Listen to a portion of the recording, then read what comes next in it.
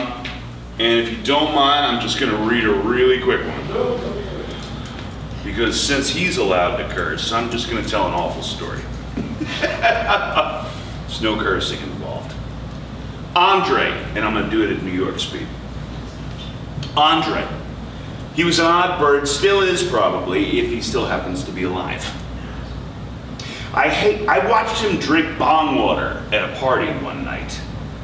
Now, the human esophagus and stomach can only handle so much marijuana ash and resin before it begins to reject and eject.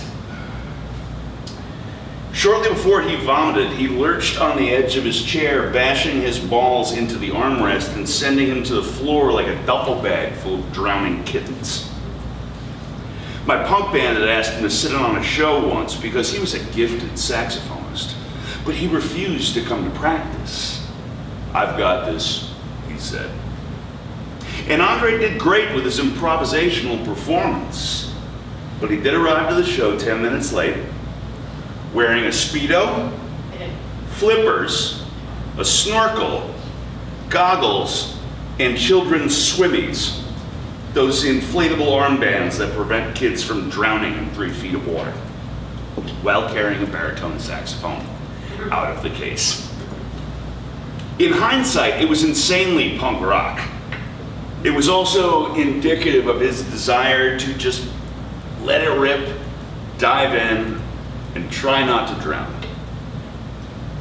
But my best memory of this Hungarian giant, he was easily 6'5", was a story he once told me as we were giggling and passing a joint back and forth in his parents' attic.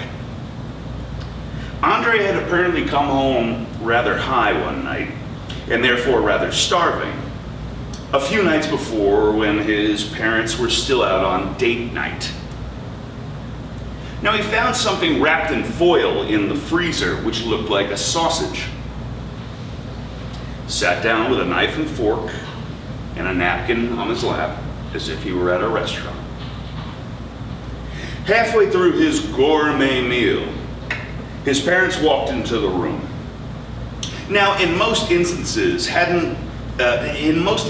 this would have turned a stoned teenager into a paranoid mess. And it did, but then it got worse. His mother looked at the plate, looked at the foil on the counter, glanced at the freezer, which still hadn't been fully clothed, and burst out laughing.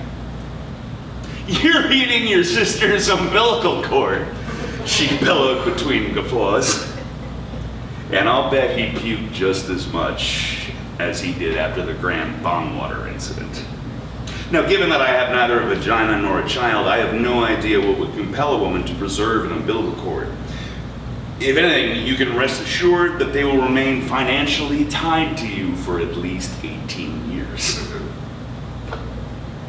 I'm sure it's something emotional, precious, and not worth my inexperienced judgment. But given that I've worked plenty of jobs as a cook, I know that you have to date and label every container in the walk-in. Cheers.